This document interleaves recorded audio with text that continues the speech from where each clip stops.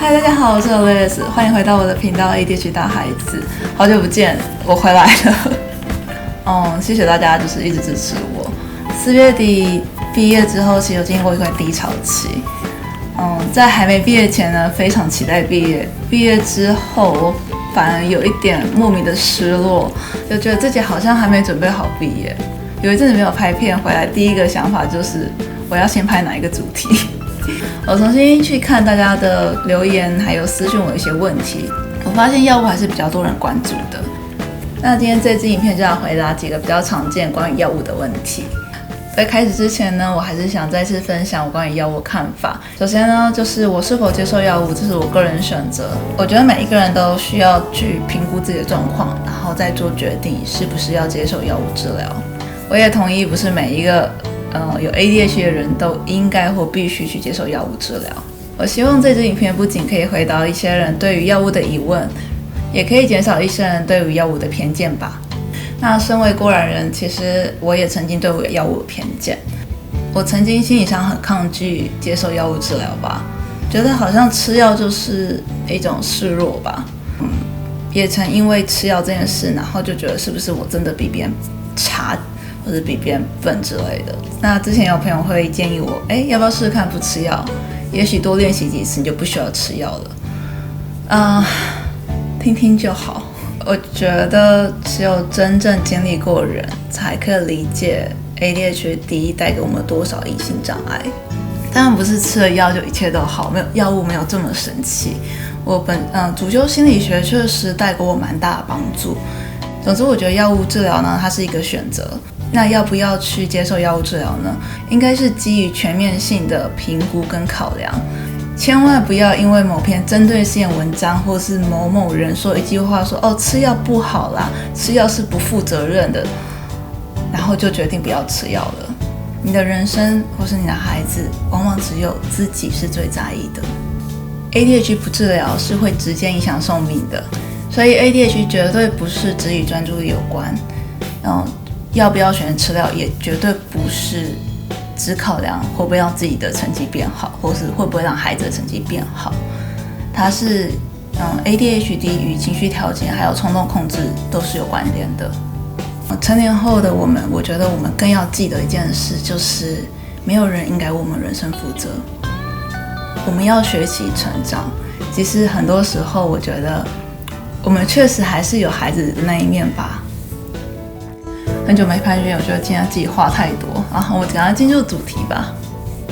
那第一个呢，就是想聊聊，就是药物到底有没有效？成年后确诊也可以使用药物治疗吗？可以理解很多家长会担心药物的副作用，或是担心药物会不会没效，然后还伤身。另外一方面，由于过去对 ADHD 认识比较不足，有不少人是在成年后才确诊为 ADHD 的。如果成年后才确诊，这样子吃药还来得及吗？因为他们听说只有小孩吃药才有效。那我们现在聊儿童这一部分。在之前影片我有提及，根据美国 CDC，40%到80% 儿童接受药物治疗后，他们的症状都获得明显的改善。那在成人这方面呢，根据相关的研究呢，兴奋剂类的药物呢，对于成人也有显著的改善效果。那双盲的实验结果显示 ，ADHD 的成人患者对于兴奋剂类药物有效反应率也差不多在70%到80%。那相关文献我都会放在就是影片说明里，稍微提一下。在我接受药物治疗之前，我真的觉得我人生是没有希望的，看不见任何光的。我很想认真上课，很想认真学习，也想跟别人一样好好读书，但我真的做不到。不是我不想，而是我真的做不到。从小到大，很多老师都会给我贴上很多很多标签，懒惰、不爱学习，喜欢找借口、散漫，还有很多吧。这些负面标签让我觉得我的人生就是注定比别人差。来到美国之后，我开始接受药物治疗，我才开始看见我人生是有希望的。因为我可以读书，我可以专注，我可以跟别人一样准时交作业，这些都是以前我没办法做到的。那不是吃药就可以解决所有问题，然后这4年我也是花了很多时间在练习，还有去调整自己一些我觉得需要调整的地方吧。那药物治疗对于大多数的患者而言，它其实是最经济、最实惠且有效的治疗方式。有些人可能担心药物的安全性，只要定期回诊、持续追踪和医生反映服药后的身体状况和变化，其实是不太需要太过于担心药物的安全性的。那有非药物治疗，就是说行为治疗或是冥想，但非药物治疗呢，它可能就需要一段时间才开出效果啊。第二个呢，想要聊的就是很多人在问 ADHD 药物是不是真的含有安非他命？可能不少人都听说过 ADHD 药物含有安非他命，吃了会上瘾，或者 ADHD 药物类似安非他命，这是真的吗？很多爸爸妈妈听到这个就觉得，哎呦，安非他命是毒品这样子我不要让我小孩吃啊。于是呢，我就 Google 了这个关键字，确实有好几篇相关的新闻。那其实标题跟内容其实大同小异。虽然后面呢，其实有其他媒体有出相关的澄清报道，精神医学会或者是一些医生他们都有出来做澄清。但即使如此呢，还是有很多家长很担心这件事情。美国确实有2款常见的类安非他命的药物呢，经过 FDA 核准，且被用于治疗 ADHD。应该不少人都有听过这2款药，一款是 Adderall， 另外一款是 Vyvanse。那这2款药确实是丙苯胺，就是俗称的安非他命的衍生物。但是在台湾呢，这几款类安非他命的药呢都没有被核准用于治疗 ADHD， 所以大家可以放心，在台湾看诊呢不会有医生开给这2款药的。那另外一方面呢，我之前上课的时候，其实教授也有提到几款比较常见用于治疗 ADHD 的药物。就先来讲 Adderall 跟 Ritalin 好了。那这2款都是被归类于中枢神经兴奋剂，其实主要成分是右旋安非他命。那后者 Ritalin，主要成分是 methylphenidate， 那是目前普遍用于治疗 ADHD 的第一线药物，也是目前台湾唯一核准用于治疗 ADHD 的中枢神经兴奋剂类药物。那有些人在服用兴奋剂药物可能会有非常明显的不适。和医生讨论，其实不是只有兴奋剂药物可以用于治疗 ADHD， 也有非兴奋剂的药物。第3个问题 ，ADD 吃药有效吗？听说只有 ADHD 吃药有效。首先呢 ，ADD 在美国应该算是一个过时的名称，至少到目前为止，我还没有听过我的任何一位医生跟我提到 ADD 这个词。DSM-5 手册里面呢，也没有 ADD 这个词。DSM-5 手册里面呢，将 ADHD 分为3种类型 ：Inattentive、Hyperactive 还有 Combined。那 Inattentive 它其实就是旧版的 ADD。我个人其实不是很喜欢 ADD 这个名称，是因为有些人会误会，不了解 ADHD 的人可能会说，哦，所以你是 ADD， 那你就没有冲动咯。可是其实不是这么一回事，很可能只是因为在诊断上并没有符合其他2种类型的诊断标准，并不是说就没有所谓的冲动购物也是一种冲动啊。好，有点扯远了。我回到刚刚的题目，就是听说 ADD 吃药没有效，或是听说某种药对 ADD 效果比较好。我想说，我之前问过医生这个问题，我也查过资料，不管是哪一种类型的 ADHD， 首选的治疗药物都是兴奋剂。而且我医生其实也从未跟我说过是哪一种类型的 ADHD。药物的治疗效果还是依据个体差异而有所差异。例如说，患者 A 他曾经患有 ADHD 跟躁郁症，那他可能就比较不适合使用兴奋剂的类药，因为兴奋剂类药物可能会导致躁郁症恶化。所以呢，并没有所谓兴奋剂类药物对 ADHD 比较好、比较有效，或者是某一种药物对 ADD 治疗效果差，没有这种说法。最主要还是在每个人身体对于药物的反应。有些人可能对于兴奋剂类药物就特别敏感，也有人对于兴奋剂药物是完全无感。对于药物有任何疑虑呢，真的很建议直接跟医生沟通跟讨论。第4个问题，其实这不是问题，应该是一个观念啦。不要对药物抱持错误的期待，药物不会让你的动力从0%瞬间飙升到100%，这是不可能的。听过不少人跟我说，他觉得药物没有效然后觉得人生没有希望了为什么吃了药还是没有动力去做事？可能有些人会以为吃药就像玩游戏开外挂，可以变得非常专注、非常有动性、执行力非常好，这绝对是误会大了。我刚开始接受药物治疗的时候，其实我有跟医生讨论过类似的话题。当时我跟医生反映说，我觉得药物怎么有时有效，有时没有效，是不是因为剂量不够？我是不是应该要加剂量之类的？我是不是需要服用更高的剂量？对，顺便提一下，我的医生他们普遍都非常有耐心，在美国看诊，平均一次的看诊时间是45分钟。当时我医生就有跟我分享一个很重要的观念，药物不会直接带给我动力，动力还是来自于我自己本身的。药物它只是辅助，让我有能力可以去专注。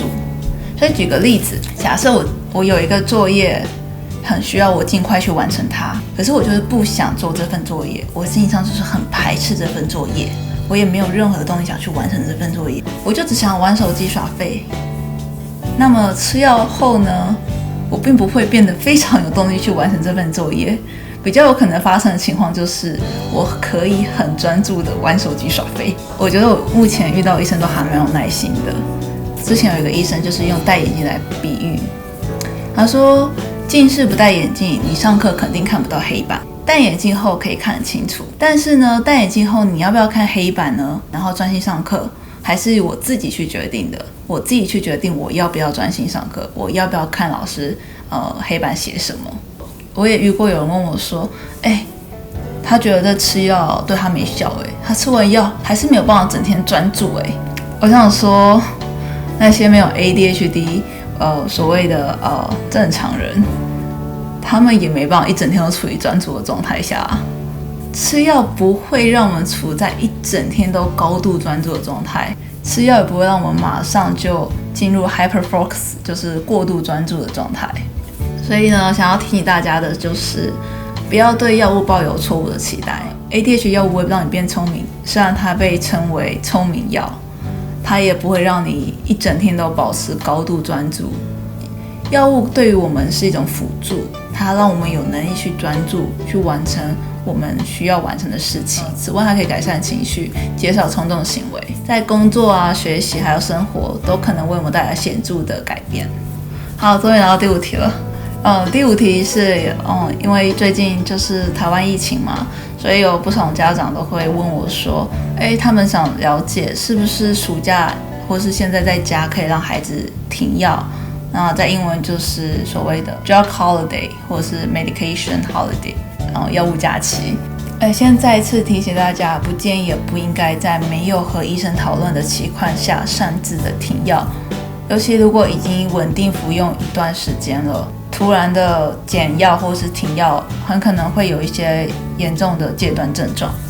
那我们就先聊聊药物假期可能带来的好处吧。有一些研究它是支持药物假期的，他们认为药物假期是可以给孩子带来一些好处的。那我这边就举3个可能的好处。好处1呢，就是副作用可能获得缓解。ADHD 药物常见的副作用像是食欲不佳、头痛、胃痛，都可能在短暂的停止服药后得到缓解。那好处2就是暂停服药可能有助于医生去了解孩子的状况，因为随着年龄增长孩子的 ADHD 症状可能会跟着改变。例如有些人就跟我分享过，他小时候是很冲动的，可是长大后这些冲动行为他都已经会控制了，然后现在其实主要问题就在专注这方面。好处3是关于药物假期可不可以促进孩子的身高发育。看了一些相关的文献资料，我发现各有研究支持。有研究指出呢，较长的药物假期可以促进孩子的身高发育。因为在服药初期，孩子的食欲可能会受到药物很大的影响，然后可能进一步影响孩子的成长跟发育。因此有研究支持药物假期可以去减缓就是因药物带来的成长延迟。但是呢，但2017年呢，就是有研究指出，不论是否服药，ADHD 人身高都比没有 ADHD 人身高呢，平均矮0.29正负0.55公分。也就是说，他们认为，药物假期跟服药其实是没有影响孩子的身高，更有可能是其他原因。那我们就聊聊药物假期可能带来副作用。第一个就是暂停用药可能让一切变得更糟。我自己其实也有试过停药一阵子啊，天啊，简直就是人生中的灾难。连起床这件事都变成很困难，真的不建议就是擅自停药，一定要跟医生讨论。第二点就是，如果你平常是服用非兴奋剂的药物，你停药后再重新服药，可能又需要一段时间才可以有药效。第三点呢，就是可能会增加意外发生的风险，因为药物可以帮助我们去减少一些冲动的行为，停止用药可能会造成冲动行为增加。那上面就是药物假期可能带来的好处跟缺点，也可以和医生讨论看看，在暑假或是周末假日减少药物剂量的可能性。真的非常不建议大家在没有跟医生讨论之前呢，就擅自的停药、加药、减药。不要听信网络上的传言，就是有些人说我药剂吃多少很有效，然后你吃了之后可能身体非常不适，然后还受急诊。另外就是有些人会以为药物加倍，我不就专注力加倍吗？我想说药物不是那么简单的加法跟乘法，不是你吃2倍药，你专注就乘2倍，更有可能是引发严重的一些副作用。所以不要把自己的身体当实验品好吗？那今天影片就先到这里咯，不知道大家对于 ADHD 的药物有没有什么想法呢？欢迎留言跟我分享你对这支影片的想法，或者是你对药物任何看法。如果你喜欢我的影片，记得帮我按赞、订阅、留言加分享，那用行动支持我，你们的支持真的是我持续创作的动力。我们下支影片见了，拜！终于拍完了，这支影片录好久没拍影片就很生疏。如果你喜欢我影片呢，记得帮我按赞、订阅支持。还要说结语，我忘记了。